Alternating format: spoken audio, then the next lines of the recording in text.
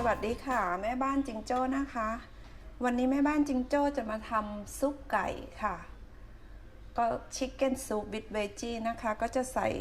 ผักลงไปในซุปด้วยนะคะที่แม่บ้านทำซุปไก่วันนี้ก็เพราะว่าลูกชายไม่ค่อยสบายค่ะเป็นหวัดแล้วก็มีไข้ด้วยนะคะเพราะว่าฝรั่งเขาเชื่อกันว่าถ้ากินซุปไก่แล้วซุปไก่จะไล่หวัดกระเจิงนะคะเราก็ไม่รู้หรอกค่ะว่าจริงหรือเปล่าแต่ว่าก็คงจะซุปร้อนๆอากาศหนาวๆก็จะทำให้เขาดีขึ้นวันนี้แม่บ้านใช้หม้อ pressure cooker นะคะก็จะเป็นหม้อความดันสูงนะคะแม่บ้านก็จะใส่ไก่ลงไปก่อนแต่ว่าแม่บ้านจะยังไม่ใส่ผักนะคะกลัวเขาจะเปื่อยเกินไปค่ะขั้นตอนแรกแม่บ้านก็จะใส่ไก่ลงไปเลยนะคะใส่ลงไปเลยค่ะแต่เราจะไม่คนไม่อะไรเขาทั้งสิ้นนะคะก็จะใส่ลงไปแม่บ้านวันนี้แม่บ้านใช้สะโพกไก่นะคะเป็นชิคเก้นไซนะคะสะโพกไก่4 ชิ้นนะคะก็พยายามตัดมันเขาออกนะคะตรงไหนมีมันก็เลาะออกไปนะคะแต่ผักที่แม่บ้านจะใช้ก็คือมีแครอทนะคะมีหอมมันฝรั่งหัวใหญ่แล้วก็อันเรียบร้อยอันนี้ก็จะเป็นเซเลอรี่นะคะเป็นขึ้นช่ายฝรั่งค่ะแม่บ้านจะใส่ลงไปกับไก่เลยก็คือลูกชายเขาไม่ทานหอมนะคะแม่บ้านจะเอาแต่กลิ่นนะคะก็คือจะต้มเข้าไปให้เปื่อยไปด้วยกับน้ำซุปเลยนะคะก็จะใส่ลงไปก่อนผักอย่างอื่นเลยค่ะเราจะใส่แค่เกลือลงไปก็แค่นี้แหละเนาะเกลือลงไปสักครึ่งช้อนชาแล้วแม่บ้านก็จะปิดฝาเขานะคะนี่ค่ะอันนี้ก็ลงล็อกแล้วต้องเช็คตรงนี้ด้วยนะคะก่อนที่เราจะกดปุ่มทำอาหารนะคะว่าเขาจะต้องอยู่ในตรงนี้ก็คือซีลนะคะก็คือจะไม่ให้อากาศออกนะคะ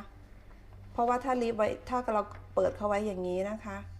เวลาเราคลุกไปเขาจะไม่เพรสเชอร์นะคะเขาจะไม่มีแรงดันเพราะว่าอากาศจะระบายเรื่อยๆนะคะเราก็ล็อกตัวระบายอากาศก็คือเลือกซุปแล้วนะคะแม่บ้านก็จะกดตรงนี้เป็นสตาร์ทค่ะ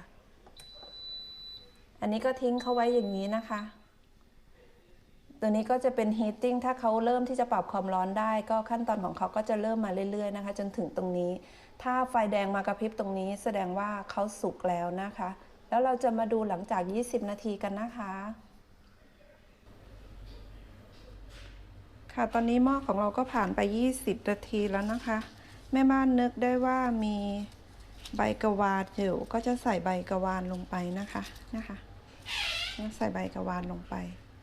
แล้วก็ฝรั่งปนไทยนะคะจะใส่รากผักชีลงไปด้วยค่ะ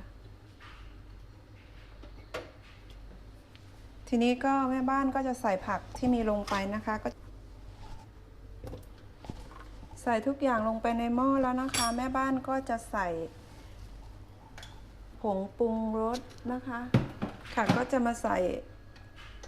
พริกไทยนะคะวันนี้แม่บ้านจะใช้พริกไทยขาวแล้วกัน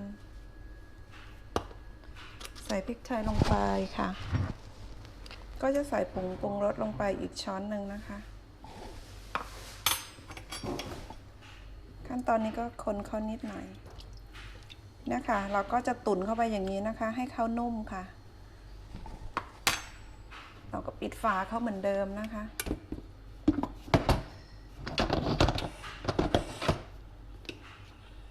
ก็ซีลให้ดีนะคะ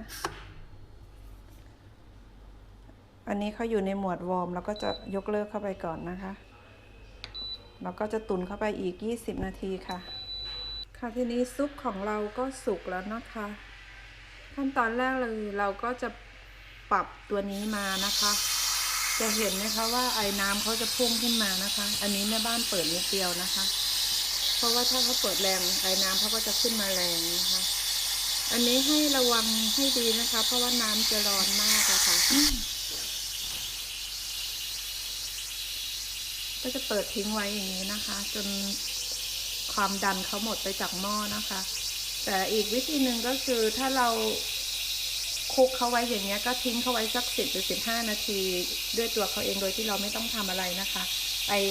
แรงดันของเขาก็จะค่อยๆหมดไปเองค่ะค่ะตอนนี้ซุปของเราก็เสร็จเรียบร้อยแล้วนะคะเราจะมาตักเสิร์ฟกันค่ะก็จะเห็นว่าผักเขาเปื่อยนุ่มดีแล้วนะคะทีนี้เรามาตักเสิร์ฟกันนะคะ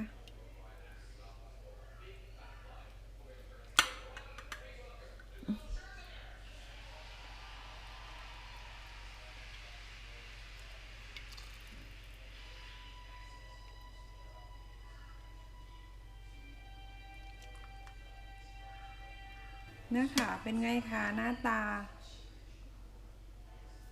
โอเคไหมคะเดี๋ยวจัดเสิร์ฟกันค่ะ